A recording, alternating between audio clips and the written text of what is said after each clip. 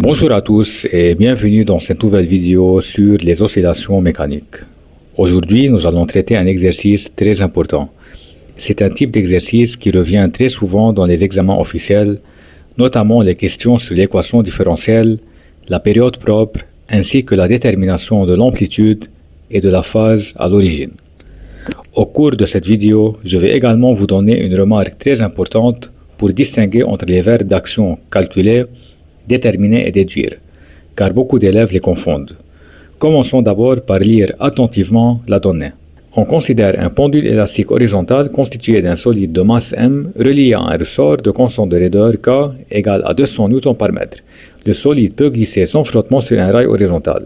À l'équilibre, le centre d'inertie G coïncide avec l'origine O de l'axe. À l'instant t égale à 0, on écarte le solide vers la gauche d'un déplacement x0 égale moins 3 cm, puis on l'abandonne sans vitesse initiale. Le système effectue alors des oscillations libres de période propre t0 égale à 0,35 secondes. Passons maintenant à la première question. Établir l'équation différentielle du second ordre en x qui régit le mouvement de G. Pour établir cette équation différentielle, je vais utiliser la conservation de l'énergie mécanique. L'énergie mécanique est égale à la somme de l'énergie cinétique, de l'énergie potentielle élastique et de l'énergie potentielle de pesanteur. Or, le mouvement se fait horizontalement et le plan contenant G a été choisi comme niveau de référence de l'énergie potentielle de pesanteur. Donc, quel que soit T, l'énergie potentielle de pesanteur est nulle.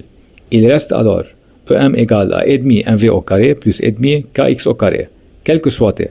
Et comme le système oscille sans frottement, l'énergie mécanique se conserve. Par conséquent, sa dérivée par rapport au temps est nulle. En dérivant l'expression de l'énergie mécanique, on obtient et demi k 2xx' plus et demi m 2vv' égale à 0. Donc, kxx' plus mvv' égale 0. Mais comme le mouvement est rectiligne suivant l'axe OX, alors la vitesse est la dérivée de l'abscisse, donc x' égale à v. Et l'accélération est la dérivée de la vitesse, donc v' égale à x secondes. En remplaçant dans l'équation précédente, on obtient kxv plus mvx secondes égale à 0. On met v en facteur, donc v multiplié par kx plus mx secondes égale 0. La solution v égale 0 signifierait que le solide reste immobile, ce qui est incompatible avec un mouvement oscillatoire. Donc kx plus mx secondes égale 0. Finalement, x2' plus k sur mx est égal à 0. Et voici l'équation différentielle demandée. Avant de passer à la question suivante, je voulais vous donner une remarque extrêmement importante concernant les verbes d'action. Lorsqu'on vous demande de calculer, cela signifie que la formule est déjà connue et il suffit de remplacer les valeurs numériques pour obtenir un résultat. Par exemple, si on vous demande de calculer ω0, on utilise directement la formule et on effectue les calculs numériques. Lorsqu'on vous demande de déterminer, cela signifie qu'il faut d'abord trouver ou démontrer une relation avant d'obtenir la valeur cherchée. On ne se contente pas d'appliquer directement une formule. Enfin, lorsqu'on vous demande de déduire, cela signifie qu'on doit utiliser un résultat trouvé précédemment. Par exemple, si dans cet exercice on vous demandait en déduire la période propre T0, on partirait directement de l'équation différentielle trouvée dans la question 1.1. On remarque que l'équation différentielle est de la forme x secondes plus ω0 au carré x égale 0. Par identification, on peut écrire ω0 au carré égale k sur m. Or, nous savons que ω0 égale à 2π sur t0.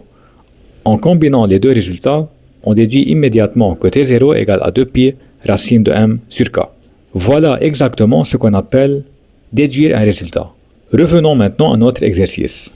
Question 1.2. La solution de cette équation différentielle est de la forme x égale xm cosinus 2π sur t0t plus phi, où phi est une constante. 1.2.1. Déterminer l'expression de la période propre T0. Donc, le verbe d'action est déterminé. La question nous donne la forme de la solution. X égale xm cosinus 2π sur T0t plus phi. Pour exploiter cette solution, nous devons calculer ses dérivées. Petite remarque importante. Si une fonction est de la forme a cosinus de bt plus c, alors sa dérivée est moins ab sinus de bt plus c. Et si une fonction est de la forme a sinus de bt plus c, alors sa dérivée est ab cosinus de bt plus c. En appliquant cette règle, x' égale moins 2π sur t0 xm sinus 2π sur t0t plus phi. Puis, x secondes égale moins 2pi sur t0 au carré fois xm cosinus de 2pi sur t0t plus phi. Maintenant, remplaçons x et x secondes dans l'équation différentielle. On obtient moins 2pi sur t0 au carré xm cosinus de 2pi sur t0t plus phi plus k sur m cosinus de 2pi sur t0t plus phi égale à 0. Or, on sait que x égale xm cosinus 2pi sur t0t plus phi. Donc, en remplaçant xm cosinus 2pi sur t0t plus phi par x, on obtient moins 2pi sur t0 au carré x plus k sur mx égale à 0. On remarque que le facteur commun est x. Donc, en factorisant par x, on obtient x facteur de moins 2pi sur t0 au carré plus k sur m égale à 0. La solution x égale à 0 correspond à la position d'équilibre permanente et ne décrit pas le mouvement oscillatoire étudié. Elle est donc rejetée. Alors on obtient moins 2pi sur t0 carré plus k sur m égale 0. Par conséquent, moins 2pi sur t0 au carré égale à k sur m. Et finalement, t0 égale 2pi racine de m sur k. C'est l'expression demandée. Passons maintenant à la question 1 de 2. Déduire la valeur de m. Nous venons justement d'obtenir l'expression de t0. Nous allons donc utiliser ce résultat. À partir de t0 égale 2pi racine de m sur k, on élève les deux membres au carré, on obtient t0 au carré égale 4pi au carré fois racine de m sur k au carré. Donc t0 au carré égale 4pi au carré fois m sur k. Par suite, m égale t0 au carré fois k sur 4pi au carré. On fait l'application numérique et on trouve m égale 0,620 kg, soit m égale 620 g. Passons maintenant à la dernière question. Déterminer xm et phi. Ici, il faut savoir une chose très importante. L'amplitude xm et la phase à l'origine phi se déterminent toujours à partir des conditions initiales. Autrement dit, à partir de la position initiale et de la vitesse initiale de g. Revenons donc à la donnée. À l'instant t égale à 0, le solide est déplacé de moins 3 cm, puis abandonné sans vitesse initiale. Cela signifie que x0 égale à moins 3 cm et v0 égale à 0. Partons maintenant de l'équation horaire. À la date t, x égale xm cosinus 2pi sur t0t plus phi.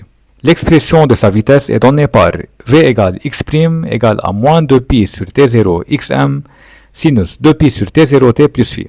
À l'instant t égale à 0, on obtient x0 égale xm cosinus phi égale à moins 3 cm et v0 égale à moins 2pi sur t0 xm sinus phi égale à 0. Comme 2pi sur t0 et xm sont différents de 0, il reste sinus phi égale à 0. Donc, phi égale à 0 ou phi égale à pi. Testons maintenant ces deux possibilités. Pour phi égale à 0, si on remplace dans 1, on obtient xm cosinus 0 égale à moins 3. Or, cosinus 0 égale à 1. Donc, on obtient xm égale à moins 3 cm, inacceptable car l'amplitude est toujours positive. Pour phi égale à pi, on obtient xm cosinus pi égale à moins 3. Or, cosinus pi c'est moins 1. Donc, on obtient moins xm égale à moins 3. Donc, xm égale à 3 cm, acceptable. Finalement, phi égale à pi et xm égale à 3 cm. Merci d'avoir regardé cette vidéo et n'oubliez pas de vous abonner pour plus de vidéos sur la physique.